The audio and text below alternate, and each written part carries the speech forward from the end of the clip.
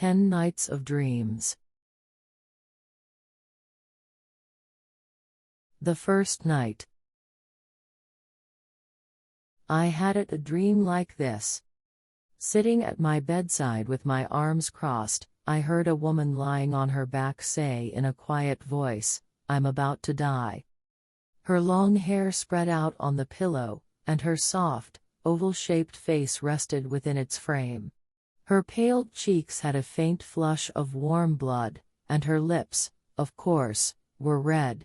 She didn't look as though she were about to die. But she spoke clearly in that quiet voice, "I'm about to die." I, too, felt certain that she was going to die. So, leaning over to peer down at her, I asked, "Is that so? Are you really going to die?" "Yes, I am," she replied as she opened her eyes wide. They were large, moist eyes with long lashes framing their edges, and inside, they were completely black. In the depths of those pitch-black pupils, my own figure was vividly reflected. As I gazed into the clarity of those black eyes, which seemed to see straight through, I thought, even so, can she really die? So I brought my lips close to her pillow and gently asked again, "Are you really going to die? You'll be all right, won't you?" Still gazing at me with her sleepy black eyes, she replied in the same quiet tone, "But I'm going to die. There's nothing to be done." Then, I asked with all my heart, "Can you see my face?" "See your face? Look, it's right there, reflected, isn't it?" she said with a soft smile. I remained silent and lifted my face away from the pillow. Crossing my arms again, I thought, is she truly going to die? After a while, she spoke again. "When I die, please bury me. Dig a grave with a large pearl shell. And then, place a fragment of a star that falls from the sky as my gravestone. And wait by my grave. I'll come back to see you." "When will you come back?" I asked. "The sun will rise, won't it? Then it will set. Then it will rise again. And then it will set again. As the red sun falls from east to west, over and over, can you wait for me?" I nodded silently. She raised her quiet voice slightly and said with resolute determination, "Wait for me for 100 years. Sit by my grave for 100 years and wait for me. I will surely come to see you." I replied simply, "I'll wait." Then, the vivid reflection of myself in her black eyes began to blur. It was as if calm water had been stirred, distorting the reflection. As the image seemed to flow away, she suddenly closed her eyes. From between her long lashes, a tear slid down her cheek. She was already dead. I then went down to the garden and dug a hole with a pearl shell. The shell was large, smooth, and had sharp edges. Each time I scooped up the earth, the moonlight reflected on the back of the shell, making it glisten. The damp soil emitted a distinctive scent. After a while, the hole was ready. I placed her gently inside and softly covered her with the loose soil. With each handful of earth, the moonlight glimmered on the back of the pearl shell. Next, I found a fragment of a fallen star and placed it lightly on top of the grave. The fragment was round. I thought that as it had fallen through the vast sky for so long, its edges must have worn down, leaving it smooth. As I lifted it and placed it on the grave, my chest and hands felt slightly warm. I sat down on the moss. Thinking about how I would wait like this for 100 years, I crossed my arms and gazed at the round gravestone. Just as she had said, the sun rose in the east. It was a large, red sun. And, just as she had said, it eventually set in the west. It sank completely, still red. 1, I counted. After some time, the crimson sun rose again. And then, silently, it sank once more. 2. I counted again. As I continued counting, 1, 2, I lost track of how many red suns I had seen. No matter how much I counted, I couldn't finish. The red suns passed over me endlessly. And yet, 100 years had not come. Eventually, while staring at the moss-covered round stone, I began to wonder if the woman had deceived me. Then, from beneath the stone, a green stalk began to grow diagonally toward me. It grew quickly, stopping at the level of my chest. At its tip, a slender bud tilted slightly, and its petals slowly opened. A pure white lily bloomed, releasing a scent so intense it pierced through to my very bones. From far above, a single drop of dew fell onto the flower. The lily swayed under its weight. I leaned forward and kissed the cold, dew-covered white petals. As I pulled my face away from the lily, I instinctively looked toward the distant sky. There, in the dawn, a single star was twinkling. 100 years have already passed, I realized for the first time. The second night. I had a dream like this. After leaving the abbot's room, I walked along the corridor back to my own quarters. Inside, a lantern dimly illuminated the room. Kneeling on one knee atop a cushion, I adjusted the lamp's wick, and a clove-like flower fell softly onto the red lacquered stand. At the same time, the room suddenly brightened. The sliding door paintings were done by Busan. Black willows, some painted dark and others light, stretched near and far, with a fisherman, shivering in the cold, tilting his straw hat as he walked along a levee. On the alcove hung a scroll depicting Manju Bodhisattva in the sea. Incense, partially burned, still emitted its faint scent from the shadows. The temple was vast, silent, and devoid of human presence. The round shadow of the lantern on the black ceiling seemed alive when I looked up at it. Still kneeling, I lifted the cushion with my left hand and slipped my right hand underneath. As expected, it was right where I had thought it would be. Relieved to find it, I carefully replaced the cushion and sat firmly atop it. "You are a samurai," the abbot had said. "If you are a samurai, you must be able to attain enlightenment. The fact that you cannot attain it means you are no samurai. You are but a wretched scrap of a human being." He then laughed, adding, "If you are offended, bring proof of your enlightenment." With that, he turned away. How insolent. Before the clock in the adjacent hall strikes the next hour, I will surely attain enlightenment. I will then enter his room again tonight, and exchange his head for my enlightenment. If I fail to attain it, I will not be able to take his life. I must achieve it, no matter what. I am a samurai. If I cannot attain enlightenment, I will end my own life. A samurai disgraced cannot continue to live. I will die cleanly and honorably. When I thought this, my hand unconsciously slipped under the futon again. I drew out a short sword with a crimson scabbard. Gripping the hilt tightly, I slid the red scabbard off.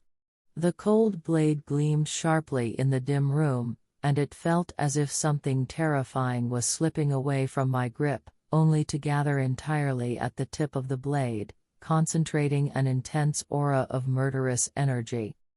Staring at the razor-sharp edge, which had been forced into this piercing point as if condensed to the size of a needle's head, I was suddenly overcome by an urge to thrust it into myself. Blood seemed to flow from my body toward my right wrist, making the hilt slick. My lips trembled.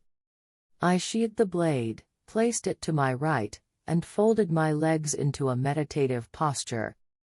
Joshu said, "Mew? What is Mew?" "Damn monk." I gritted my teeth in frustration. I clenched my molars so tightly that hot breaths escaped my nose in sharp bursts. My temples throbbed with pain, and I forced my eyes open twice as wide as usual. I could see the hanging scroll, the lantern, the tatami mat, and the abbot's bald head, glistening like a kettle. I could even hear his mocking laughter as if it echoed in the room. That insolent monk. I must take his head no matter what. I will understand. Mew, mew, I chanted silently with my tongue. Yet, despite mew, the smell of incense lingered in the air. Why was it still there, this damned incense? Suddenly, I clenched my fist and struck my head with all my might, pounding it over and over. I ground my molars in frustration. Sweat poured from under my arms, and my back stiffened like a rod. Pain shot through my knees where they touched the floor. Even if my knees were to break, what of it? Still, the pain was unbearable. Mew wouldn't come. Every time I thought I was about to grasp it, the pain surged. I grew angry. Frustrated. Overwhelmingly humiliated. Tears streamed down my face. I wanted to hurl myself against a massive boulder, smashing my bones and flesh into oblivion. Yet I endured, sitting motionless, swallowing an almost unbearable anguish that felt as though it was lifting all the muscles in my body from within, straining to erupt from every pore. But no matter how it struggled, every escape route seemed sealed, leaving me in an unbearable state of despair. In time, my mind began to falter. The lantern, Busan's painting, the tatami, and the display shelves, they all seemed to exist and not exist at the same time. Mew did not manifest. I felt as though I had been sitting in vain.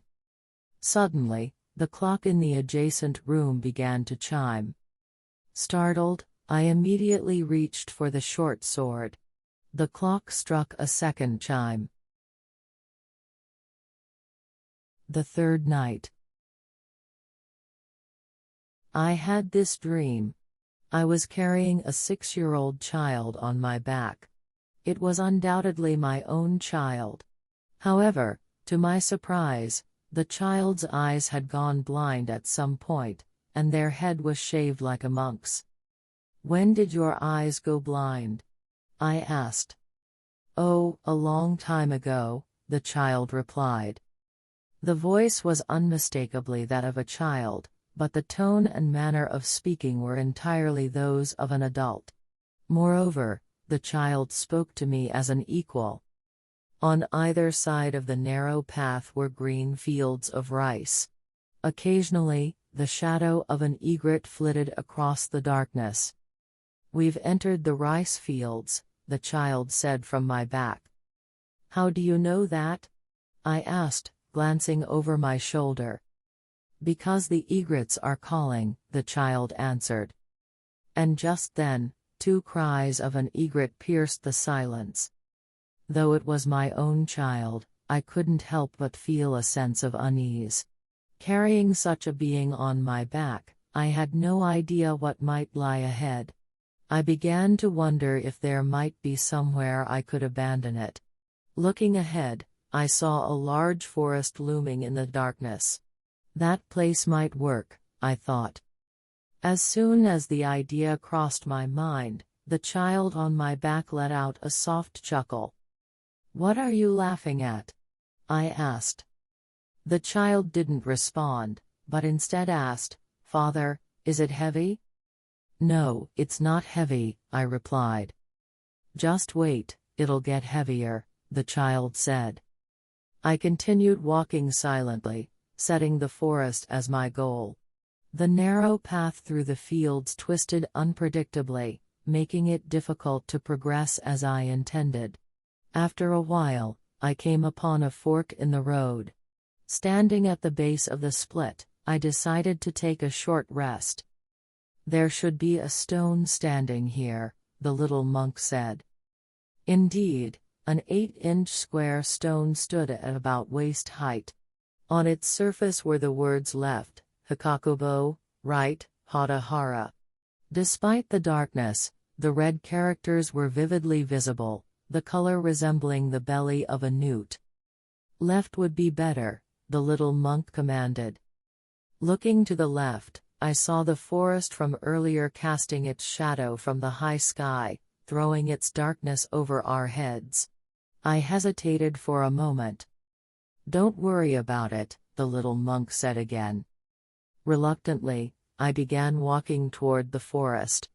As I trudged along the narrow path, I thought to myself how strange it was that, despite being blind, the child seemed to know everything. As we approached the forest along the straight road, the child on my back said, "Being blind is really inconvenient, isn't it? That's why I'm carrying you, isn't it?" I replied. "I appreciate it, but it's hard being treated like a fool. Even my own parent looks down on me." I felt a surge of unease. I just wanted to reach the forest and leave him there as quickly as possible.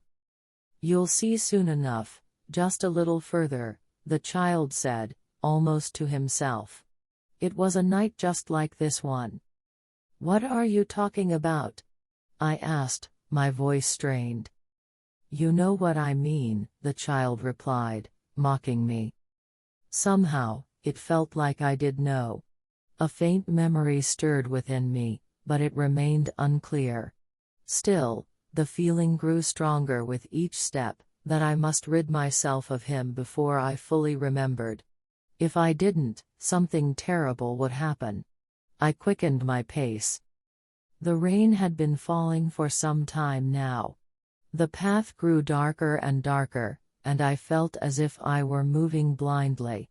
The only constant was the small child clinging to my back, a mirror reflecting my past, present, and future with an unrelenting clarity, sparing not a single detail. And yet, this mirror was my own child, blind as he was. The realization became unbearable. "Here it is, right here. By the root of that cedar," the child said clearly, his voice cutting through the rain. Instinctively, I stopped. Before I realized it, we had entered the forest. About a ken, 6 feet, ahead, a black shape loomed unmistakably. It must have been the cedar the child was referring to. "Father, it was at the root of that cedar, wasn't it?" Without thinking, I replied, "Yes, that's right. It was the 5th year of Bunka, the year of the dragon, wasn't it?" Indeed, it felt as if it were the 5th year of Bunka, the year of the dragon. "It was exactly 100 years ago that you killed me, wasn't it?"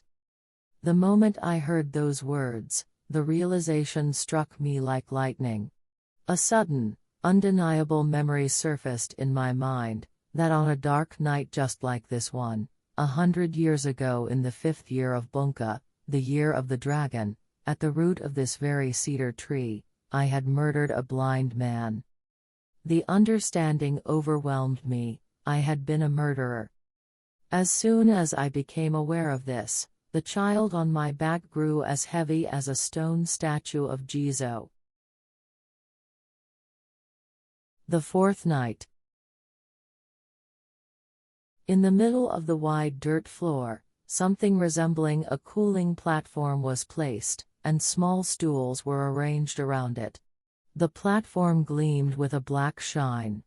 In one corner, an elderly man was drinking alone, with a square tray in front of him. The food seemed to be simmered dishes. The old man had become quite red from the effects of the alcohol. His face was shiny, and there were no wrinkles to speak of. The only thing that revealed his age was the long, white beard he had grown. Though I was still a child, I wondered how old this man was. Just then, the woman from the back, who had come to fetch water in a bucket from the well, wiped her hands on her apron and asked, "How old are you, Grandpa?" The old man swallowed a bite of the simmered food and replied coolly, "I forgot how old I am." The woman stood, holding her hands between the folds of her narrow belt, looking at his face from the side. The old man drank from a large cup, as big as a bowl, and blew out a long breath through his white beard. Then, the woman asked, "Where's your home, Grandpa?" The old man interrupted his long breath and said, "It's deep inside my navel." The woman, still with her hands tucked in her belt, asked, "Where are you going?" The old man drank again from the large cup and blew another long breath, similar to the last one. "I'm going over there," he said.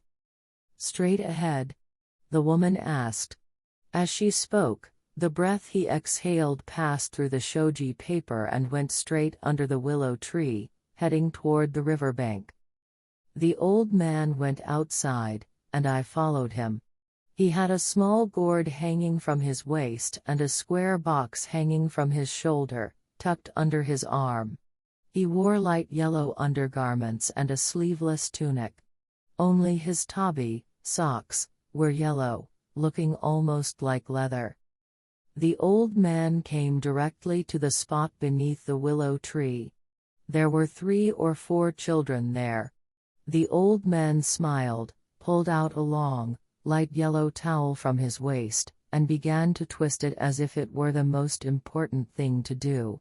He placed it in the center of the ground, and then, around the towel, he drew a large round circle. Finally, from the square box on his shoulder, he took out a brass flute, like the kind sold by candy vendors. "Now, that towel will turn into a snake, just wait and see." "Wait and see," the old man repeated. The children were watching the towel intently. I was watching too. "Wait and see, you'll see," the old man said as he blew the flute and began to circle around the towel. I kept my eyes on the towel. But the towel didn't move at all. The old man blew the flute loudly, circling the towel again and again. He moved like someone stepping carefully, as though avoiding stepping on something fragile, walking in a way that made the towel seem distant, almost respectful. It looked frightening but also interesting. After a while, the old man stopped playing the flute. He opened the box on his shoulder, took the towel by the neck, and tossed it lightly into the box. "If you leave it like this, it'll turn into a snake inside the box. I'll show you. I'll show you," he said, walking straight ahead. He passed under the willow tree and down a narrow path. I wanted to see the snake, so I followed him down the narrow road. The old man kept saying, "It's coming, it's turning into a snake," as he walked. Soon, he started singing. "It's coming, it's turning into a snake. It'll definitely happen, the flute will sound." We reached the riverbank. There were no bridges or boats, so I thought he would rest here and show me the snake from the box. But instead, the old man waded into the river. At first, the water reached his knees, but as he continued walking, it rose to his waist and then to his chest. He became hidden in the water, but still, he sang. "It's getting deeper, it's getting dark. It's going straight ahead." His beard, face, head, and headscarf disappeared entirely beneath the water. I waited alone at the edge of the reeds, thinking he would show me the snake when he reached the other side. But the old man never emerged. The 5th night. I had this dream. It seemed to be from a time long ago, almost as if it were from the age of the gods. I had been involved in a war, but through bad luck, I was defeated and taken captive, then brought before the enemy general. The people of that time were all very tall. They had long beards and wore leather belts with swords hanging like large sticks. Their bows appeared to be made from thick wisteria vines, left unpolished and untouched by lacquer. Everything seemed extremely simple and rustic. The enemy general sat on something resembling a wine jar, with his bow held firmly in his right hand and thrust into the grass. His face was peculiar, his eyebrows connected thickly across the bridge of his nose. At that time, there was obviously no such thing as a razor. Since I was a prisoner, I couldn't sit like the general. I sat cross-legged on the grass, wearing large straw sandals. These sandals were very deep, so much so that when standing, the sandals reached up to my knees. The ends of the sandals were left a little woven, like tassels, and they swayed when I walked as if for decoration. The general, looking at my face by the light of the campfire, asked if I would live or die. It was customary at that time for captives to be asked this question. If one answered live, it meant surrendering; if one answered die, it meant refusal to submit. I answered simply, I will die. The general threw the bow aside, then smoothly drew out the sword that was hanging by his waist. A gust of wind blew through the campfire, causing the flames to flicker sideways. I raised my right hand, open like a maple leaf, palm facing the general, and held it up in front of my eyes, signaling him to wait. The general sheathed his thick sword with a sharp click. Even in those times, love existed. I asked if I could meet a woman I loved before I died. The general agreed, saying he would wait until the rooster crowed at dawn. If the woman did not come by then, I would be killed without ever meeting her. The general sat, watching the campfire. I, still sitting on the grass with my large straw sandals, waited for the woman. The night deepened gradually. From time to time, there was a sound of the campfire crackling and collapsing. Every time it collapsed, the flames seemed to surge toward the general as if in panic. Beneath his thick black eyebrows, the general's eyes sparkled. Then, someone would come and throw fresh branches into the fire. After a while, the fire crackled loudly, making a brave sound, as if it were bouncing back the darkness. At this moment, a woman appeared. She led out a white horse that was tied to an oak tree behind. After stroking the mane 3 times, she leaped onto the horse's back. The horse was bare, with no saddle or stirrups. With its long white legs, the horse kicked its large belly and suddenly galloped forward. As someone added more fuel to the fire, the distant sky began to glow faintly. The horse charged toward this light, breathing 2 columns of fire from its nostrils as it galloped through the dark. Even then, the woman kept kicking the horse's belly with her slender legs. The horse ran so fast that the sound of its hooves echoed through the air. The woman's hair trailed behind her like a streamer, weaving through the darkness. Still, she couldn't quite reach the place where the firelight flickered. Suddenly, a rooster crowed from the dark roadside. The woman pulled the reins tight and steadied herself, gripping them firmly with both hands. The horse dug its front hooves into the hard rock with a sharp, decisive stamp. Another rooster crowed. The woman gasped, loosening the reins in one swift motion. The horse buckled its knees, and both rider and horse lurched forward, heading directly toward a deep abyss beneath the rocks. The marks of the hooves are still carved into the rock. The one who mimicked the rooster's crow is Amino-jaku, a being who opposes the heavens. As long as the marks of the hooves remain on the rock, Amino-jaku will be the enemy of the one who carved them. The 6th night. There was a rumor that Unkei was carving Nyo statues at the Sonman Gate of Gokokuji, so I decided to take a walk and see for myself. By the time I arrived, there was already a large crowd gathered ahead of me, and they were all eagerly discussing the work. In front of the Sanman Gate, about 5 or 6 meters away, stood a large red pine tree. Its trunk slanted at an angle, obscuring the roof of the gate and stretching up toward the distant blue sky. The green of the pine and the vermilion-painted gate reflected off each other beautifully. The placement of the pine was also ideal. It was cut in a way that didn't obstruct the view from the left side of the gate, with the branches extending further out as they climbed, giving the impression of an ancient style, perhaps from the Kamakura period. However, all the people watching were like me, from the Meiji era. Among them, the most numerous were the rikishi, the porters. They were standing idly by, likely bored from waiting at the intersection. "That's quite big, isn't it?" one of them said. "It must be a lot harder than making humans," another remarked. Then, someone else said, "Oh, so it's a Nio statue. They're still carving Nio statues? I thought all Nio statues were old ones." One man chimed in, saying, "They sure look strong. You know, they say that Nio are stronger than anyone.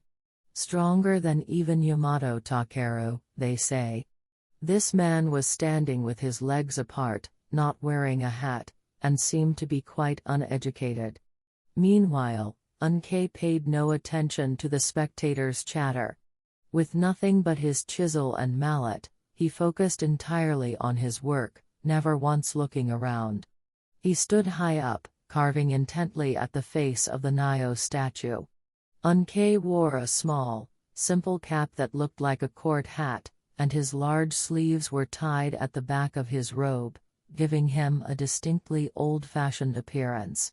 His demeanor was in stark contrast to the noisy crowd around him.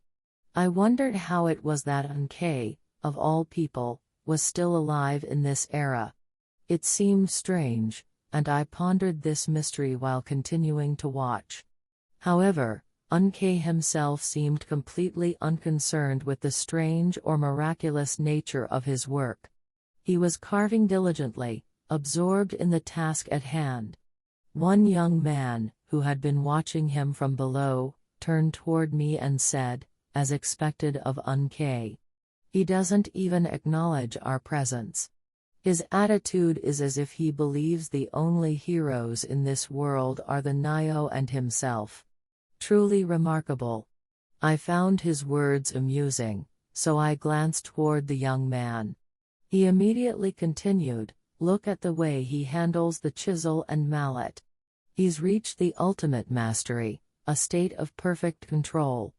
Unkei was now carving a thick eyebrow across the face, just a short distance from the skin. He turned the chisel upright and, without a moment's hesitation, struck the top at an angle with the mallet. As the chisel dug into the hard wood, thick shavings flew in time with the mallet's sound. The angry nostrils of the face began to rise as if by magic. The way he inserted the chisel was so straightforward, without the slightest hesitation or doubt.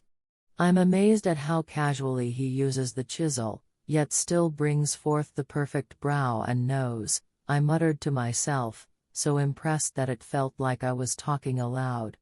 At this, the young man, noticing my reaction, said, "Oh, no, he isn't actually creating the brows or nose with the chisel. Those features are already embedded in the wood, he's simply chiseling away with the mallet to reveal them. It's like digging a stone out of the earth, it's impossible to go wrong." It was then that I understood for the first time what sculpture truly was. And if that was the case, then it seemed anyone could do it. Suddenly, I found myself wanting to carve a Nio statue too. So, I left the crowd and headed home.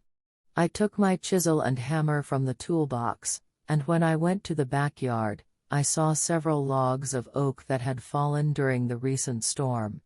They had been set aside for firewood, and the logs had been sawed into manageable pieces. I chose the largest log and eagerly began carving. But unfortunately, no Nio appeared. I moved on to the next log, but I couldn't find a Nio in it either. Nor did the third one contain a Nio. I tried carving into every piece of firewood, but none of them seemed to hold a Nio within. Eventually, I realized that no Nio could be hidden within modern wood. And with that realization, I came to understand why Unkei had been able to live on until today. The seventh night. I found myself aboard a large ship. This ship constantly emitted a steady stream of black smoke day and night as it cut through the waves with a thunderous sound. But I had no idea where it was headed. From the depths of the waves, the sun, like a burning fire poker, rose. It would climb up to hover just above the high mast for a while, and before long, it would overtake the large ship and continue ahead. Eventually, the sun would descend with a sizzling sound and sink back into the depths of the waves. Each time this happened, the blue waves would froth up in a color resembling a type of fir tree from afar. The ship would then roar after the waves, but it could never catch up. One day, I caught a crew member and asked him, "Is this ship heading west?" The crewman looked at me in confusion, staring for a while before asking, "Why do you ask?" "Because it seems like we're chasing the setting sun." The crewman laughed heartily and walked off toward the other side of the ship. Does the westward sun eventually reach the east? Is that the truth? And does the rising sun in the east eventually reach the west? Is that true as well? "We are like waves upon the sea," I mumbled to myself, repeating the rhyme. When I went to the bow, I saw a group of sailors gathered, pulling on thick ropes to adjust the sails. I felt a deep sense of unease. I had no idea when we might reach land, and I still didn't know where we were going. The only certainty was that the ship continued on, expelling black smoke and cutting through the waves. The sea stretched endlessly, an expanse of blue that sometimes turned purple. Only the area around the ship was always frothing white with foam. I became so disoriented and anxious that I thought perhaps it would be better to throw myself overboard and end it all. There were many other passengers, most of them appearing to be foreign. They had various expressions on their faces. When the sky grew cloudy and the ship rocked, a woman leaned against the railing, crying incessantly. The handkerchief she used to wipe her eyes appeared white, but her clothes were of some foreign pattern, like Sarasa fabric.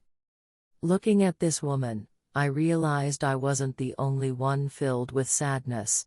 One evening, I went out onto the deck and was gazing at the stars alone when a foreign man approached and asked if I knew anything about astronomy.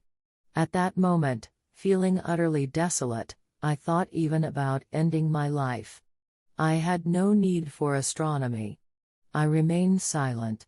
The foreign man then spoke about the 7 stars in the constellation of Taurus, and how both the stars and the sea were created by God. Finally, he asked if I believed in God. I stared at the sky, remaining quiet. Later, I entered the salon, where a young woman in a flashy dress was facing away from me, playing the piano. Beside her, a tall and elegant man stood, singing a song. His mouth appeared unusually large. Yet, the two of them seemed entirely absorbed in their own world, oblivious to anything else, even to the fact that they were on a ship. I grew increasingly weary. Eventually, I resolved to die. One night, when there was no one around, I gathered my courage and jumped into the sea. However, the instant my feet left the deck and I severed my connection to the ship, a sudden fear of death overtook me. I deeply regretted my decision. But it was too late. I was already plunging into the water, unable to turn back. The ship had been so high that although my body had left it, my feet could not touch the water easily. With nothing to grab hold of, I was gradually drawn closer to the water. No matter how I shrank my body, it inched closer. The water appeared black. In the distance, the ship, as usual, emitted black smoke and sailed away. I realized, too late, that even though I didn't know where the ship was going, it was far better to be on it. Yet, I could do nothing with this realization. Filled with infinite regret and fear, I slowly sank into the dark waves. The eighth night. As I crossed the threshold of the barber's shop, 4 or 5 people, all dressed in white, greeted me in unison, saying, "Welcome." Looking around as I stood in the center, I saw that the room was square. 2 sides had windows, and the other 2 walls were adorned with mirrors. I counted 6 mirrors in total. I approached one of them and sat down. The chair was incredibly comfortable, and as I settled into it, my backside sank into it with a soft plop. My face was reflected clearly in the mirror, and behind me, I could see the window and a lattice screen at the counter. There was no one behind the lattice. Outside the window, I could see the upper half of people passing by. I saw Shotaro walking with a woman. He had somehow acquired a Panama hat and was wearing it, and the woman seemed to have gotten herself dressed up as well, though I didn't quite understand when that had happened. They both seemed pleased with themselves. I tried to catch a better look at the woman's face, but they had already passed by. A tofu vendor blew his trumpet as he passed. His cheeks bulged out like he had been stung by a bee, probably because of the trumpet pressing against them. He passed by without deflating them, and I couldn't stop thinking about how his face seemed to remain puffed up, as though he would live his life forever looking like he'd been stung by a bee. A geisha emerged, but she hadn't finished her makeup. The base of her shimada hairstyle was loose, giving her head a slightly disheveled appearance. Her face looked drowsy, and her complexion was so poor it seemed almost pitiable. She bowed and said, "I'm terribly sorry," but the person she was speaking to never appeared in the mirror. Then, a large man in a white robe came up behind me, holding scissors and a comb, and began to inspect my hair. I twirled my thin mustache and asked, "How do you think it'll turn out?" The man didn't say anything, but gently tapped the top of my head with his amber-colored comb. "Well, what do you think? Will it turn out all right?" I asked again, but he remained silent and began snipping away at my hair with quick, crisp movements of the scissors. I was determined to watch every shadow reflected in the mirror, keeping my eyes wide open, but each time the scissors made a sound, black hairs would fly at me, which made me uneasy. Eventually, I closed my eyes. Then, the white man spoke. "Did you see the goldfish vendor outside?" I said I hadn't. He didn't respond, and continued snipping away at my hair. Suddenly, someone shouted, "Danger!" I quickly opened my eyes and saw a bicycle wheel under the white man's sleeve. Then, a human-powered rickshaw appeared briefly. Before I could process it, the white man used both hands to push my head to the side. The bicycle and rickshaw disappeared. The sound of the scissors resumed. After a while, the white man moved to my side and began trimming around my ears. Since the hairs no longer flew forward, I opened my eyes in relief. Nearby, I heard the voices of people saying, "Owamochi, Owamochi, mochi." The sound of a small pestle striking a mortar followed. It was the noise of someone making rice cakes. I had seen this when I was a child, and now, I wanted to see it again, but the mochi maker never appeared in the mirror. All I could hear was the sound of the pounding. I tried to peer into the corners of the mirror with all the eyesight I had. To my surprise, I saw, inside the counter's lattice, a woman who hadn't been there before. She was a tall woman with dark eyebrows and a fair complexion, wearing a half-collared black satin kimono. She sat on her knees, working diligently with a stack of 10-yen bills. The woman, with her long lashes lowered and her lips tightly pursed, quickly counted the bills, which seemed endless, as the stack never diminished. She had only about 100 bills on her lap, but no matter how many she counted, there were always 100. I stared blankly at the woman's face and the 10-yen bills. Then, the white man spoke loudly near my ear, "Let's wash up." At just the right moment, I stood up from the chair, turned around, and looked back at the counter lattice. But when I looked, the woman and the bills had disappeared. I paid the bill and stepped outside. To the left of the gate, there were about 5 tubs lined up, each containing different goldfish, red ones, spotted ones, thin ones, and fat ones. Behind them stood the goldfish vendor, gazing intently at the goldfish in front of him. He rested his chin on his hand and was motionless, almost entirely indifferent to the bustling activity of the street. I stood for a while, watching the goldfish vendor. During that time, he didn't move an inch. The 9th night. The world seemed to begin to stir uneasily, as though war were about to break out at any moment. The displaced, naked horse galloped around the estate day and night, and it felt like the foot soldiers were constantly chasing it, pressing in around it. Yet, inside the house, it was strangely silent. In the house, there was a young mother and a 3-year-old child. The father had gone somewhere. The night he left, the moon was hidden, and he wore straw sandals and a black hood. He slipped out the back door. At that moment, the light from the lantern the mother held shone faintly into the dark, casting a narrow beam that illuminated an old hinoki cypress in front of the hedge. The father never returned. Every day, the mother would ask the child, "Where's your father?" The child would not answer. After a while, he began responding with "over there." When she asked, "When will he come back?" he still answered "over there" and laughed.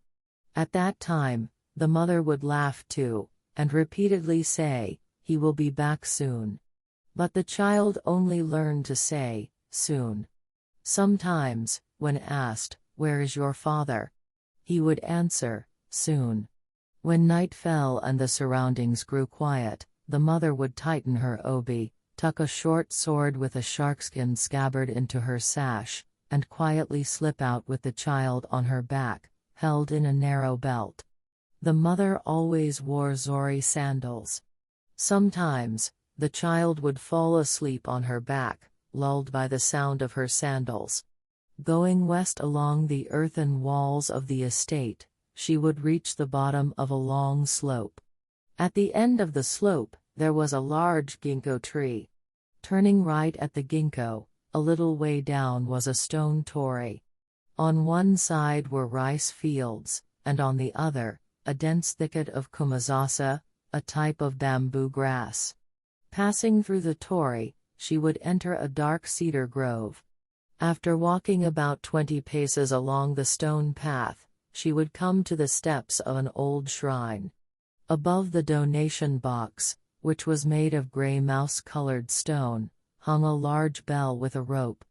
During the day, a plaque with the name Hachimangu could be seen beside the bell. The characters for 8 looked as though 2 doves were facing each other, which was interesting. There were also other plaques, many of which listed the names of people who had shot and pierced bullseyes. Occasionally, there were also swords that had been donated. As she passed through the torii gate, the owls would always hoot from the treetops. The sound of her slippers, wet from the dew, made a squelching noise. When she reached the front of the shrine, she would ring the bell first, then squat down and clap her hands. Usually, at this moment, the owls would suddenly stop hooting. The mother would pray fervently for her husband's safety. She believed that because her husband was a samurai, by praying this way to Hachiman, the god of archery, her request would surely be heard. The child would often wake from the sound of the bell. When looking around, seeing only darkness, the child would sometimes suddenly begin to cry on her back. At such times, the mother would mumble a prayer under her breath while gently rocking the child to calm him. Sometimes, the child would quiet down, but at other times, he would cry even more intensely. In either case, the mother would not easily rise from her position. After finishing her prayer for her husband's safety, she would loosen her obi, gently slide the child from her back to the front, and cradle him in her arms while climbing the stairs to the shrine. "You're a good child, so wait here for a moment," she would say, pressing her cheek to the child's. She would then lengthen the obi, tying one end to the railing of the shrine's balcony. Afterward, she would walk back and forth along the 20 paces of stone, performing a ritual of 100 steps. The child, tied to the balcony, would crawl around the porch as far as the length of the obi would allow. During these times, it was a relatively peaceful night for the mother. However, when the child cried bitterly, the mother could not calm herself. Her pace of walking around the stone became much faster, and her breath grew heavier. When it became too much to bear, she would sometimes return halfway to the shrine, pacify the child in various ways, then continue her 100 steps. In this way, after many nights of her anxious, sleepless worrying, the father, whom the mother had been so concerned for, had already been killed long ago by a ronin.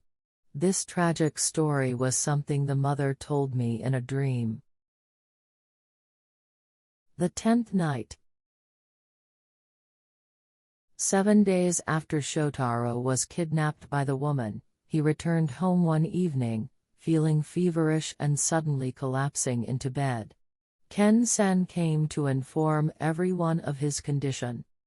Shotaro was known as the handsomest young man in the neighborhood and was an incredibly good and honest person. He had only one vice, wearing a Panama hat, sitting at the front of the fruit shop in the evening, and admiring the faces of the women passing by. He would express his admiration profusely. Other than that, he had no particular distinctive traits. On days when few women passed by, he would turn his attention to the display of fruit instead. The fruit shop sold various types of fruits like peaches, apples, loquats, and bananas, all beautifully arranged in baskets, ready to be sent as gifts. Shotaro often praised the beauty of these arrangements, claiming that if he were ever to run a business, it would be a fruit shop. However, despite his admiration, he had never actually spent money to buy any fruit, and, of course, he never ate any. He only praised the appearance of the fruit. One evening, a woman suddenly appeared in front of the shop. She appeared to be of high social standing, dressed in splendid clothes. The color of her kimono caught Shotaro's eye, and he was also taken by her face. Feeling an overwhelming admiration, he removed his Panama hat and politely greeted her. The woman pointed to the largest basket of fruit and asked for it. Shotaro immediately took the basket and handed it to her.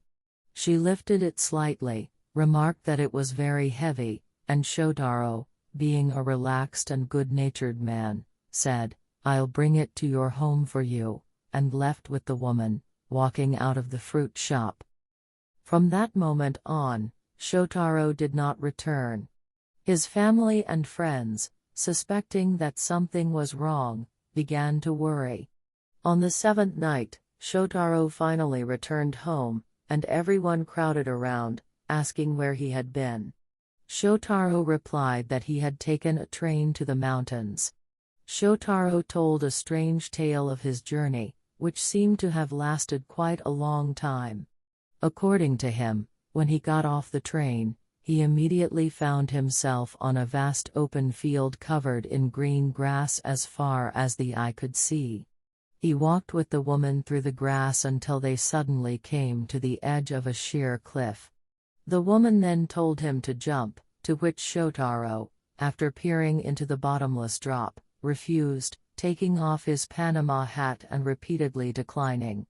The woman, however, provoked him by suggesting that if he didn't jump, he would be licked by pigs.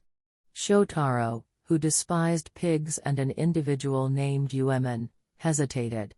But feeling that his life might be at risk, he was almost forced to jump. Just then, a pig appeared, snorting at him. Shotaro, in desperation, struck the pig on the nose with his thin cane made of beetle palm, causing it to fall over the edge of the cliff. Afterward, another pig approached him, and Shotaro was forced to strike it down in the same manner. Yet, more and more pigs began to appear, one after another, charging toward him from the distance, their noses snorting as they made their way up the cliff. Despite his growing fear, Shotaro continued to strike each pig's nose, sending them toppling into the abyss below. He was left alone with the terrifying sight of countless pigs falling, one after another, like a dark, endless procession. For 6 nights and 7 days, Shotaro fought the seemingly unending stream of pigs, using all his strength to knock them off the cliff. But eventually, exhausted, his hand became as weak as jelly, and he was overwhelmed. The pigs licked him, and he collapsed on the edge of the cliff. Ken-san, who had been listening to the story, concluded that this experience was a lesson against overindulging in admiration for women. He also remarked that he would like to have Shotaro's Panama hat. It seemed that Shotaro, having endured his ordeal, might not survive, and the Panama hat would likely belong to Ken-san now.